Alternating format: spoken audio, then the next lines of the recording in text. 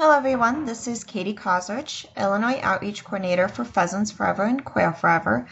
Today we're going to show you a nice free resource that is available to chapters to promote both their banquets and upcoming events, and that is the National Event Board for Pheasants Forever and Quail Forever. You can find this by either going to either quailforever.org or pheasantsforever.org's homepage and going to find an event. An individual can then either do one of two things. They can either put in their zip code or they can look at events by state. And when they do that, they're going to get a list of all of the events that are available for each state. And then they can also view specific events individual. They can even, if they'd like, purchase their tickets online if you choose to set up your event that way.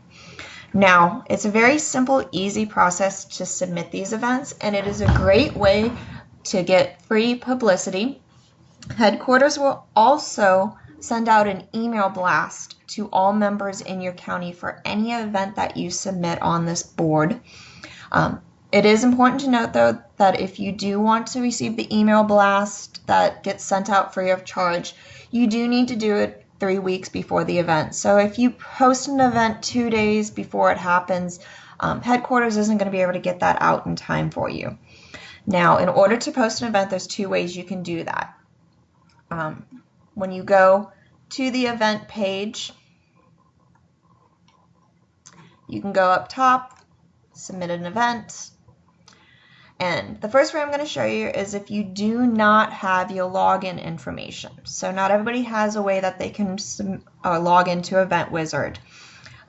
This is nice if you don't have that information. The drawback, though, is that you cannot go back and edit. So if something happens, either you post something wrong or the date or the location changes, you don't have the ability to go in and edit it. There are a few things that you do need with this. The first thing you'll see, all chapters in the United States for both Pheasants Forever and Quail Forever are listed. I'm going to go ahead and choose the first Illinois one I see. You do require, if there's a star by it, this is required. You have to make sure you have all this information filled in, or otherwise it's going to keep on bouncing you back and not letting you submit it. So I'm going to go ahead and I'm just going to put in some NA, not available information. Put in a date. You don't need to put a start time, but I do want to point out if you are going to do a time, please note that there's an AM and PM section. So if your event starts at 9 a.m., make sure you're choosing 9 a.m. and not 9 p.m. You do need to put an end date, which is usually most often the same day as what the event is. Not many of us have overnight events. You then can put in your event details. You do need to delete all of this. It doesn't delete automatically.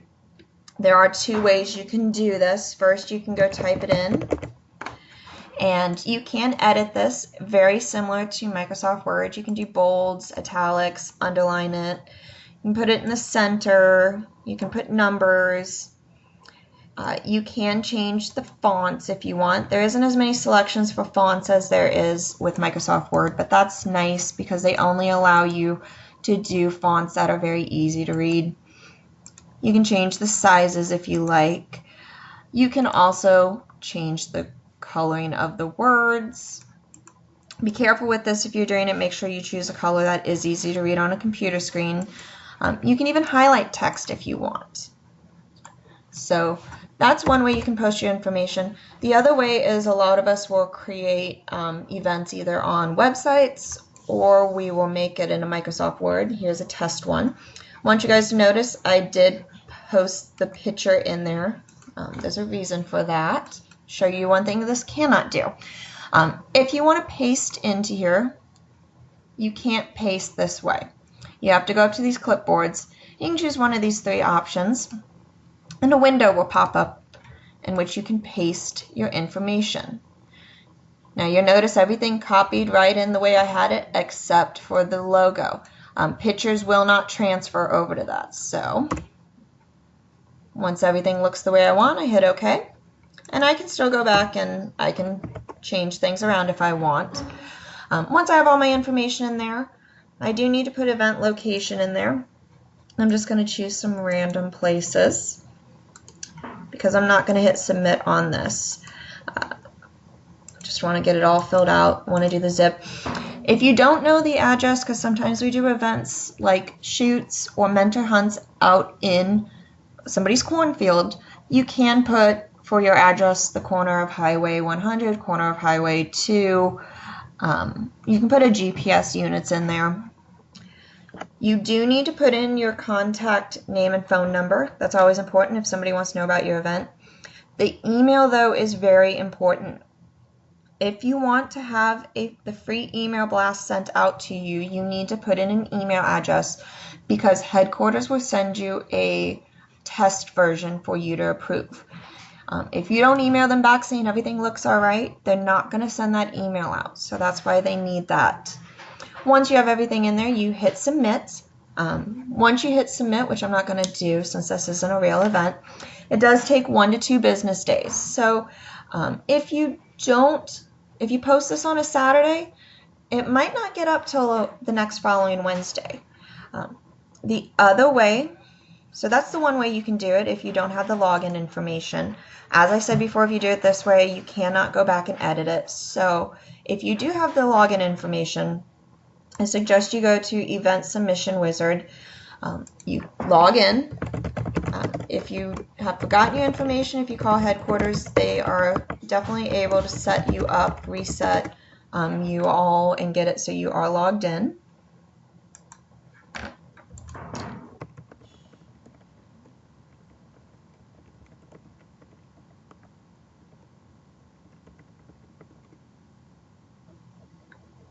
There we go. When you go, it should bring up your chapter. I'm going to have quite a few submissions, more than you would have, so it should be the only one. I'm going to go ahead and do Kankakee.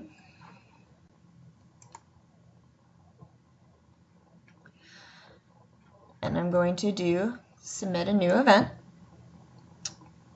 Starts off, there's a little bit of a difference here. Starts off with a lot of the same information. I'm just going to do some random fill-ins on this so we can get through it, since I showed you how to do it on the last one. So I'm not really paying attention to what information I put in there, since this is never going to get published.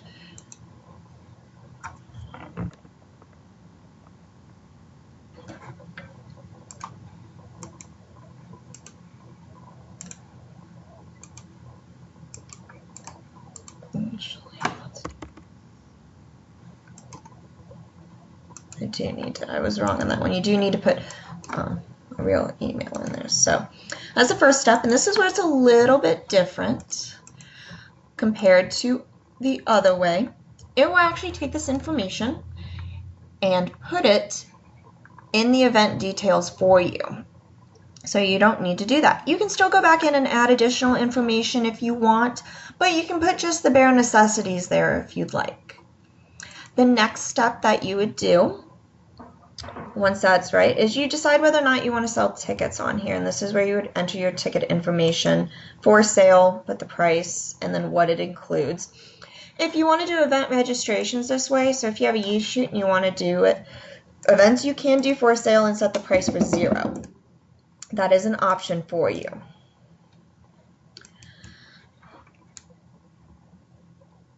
The next one is you actually would check all the information that is there. You can add ticket information there. If it's a youth event, make sure to put that it is a youth event, so that way also not only will the adults get an email, but any youth memberships will get an email. Check everything. You can even preview your event and see what it would look like on the national web page. The important thing to note on this is right now it's unpublished. So if I was to save the event, it will not go to the board. It will not have the chance.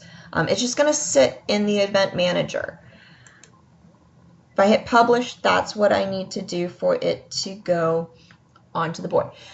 Now let's say I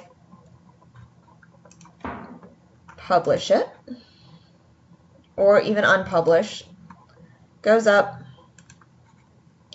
it's been a few weeks and something bad happens, I need to change the location, or I would like to see what the ticket sales are doing on my event.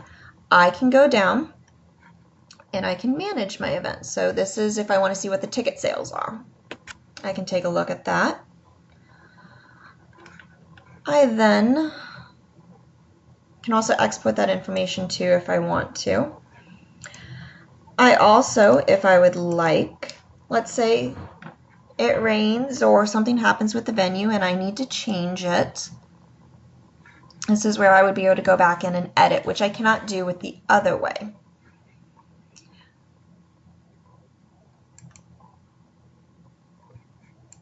Or let's say something really, really bad happens and I need to remove this event. What I can do is edit the event, go all the way down here, and do hide from admin view. And it will remove the event from my list and from publication. So as I said, this is a great free resource available to chapters to use. Doesn't take a lot of work, it's very simple to run.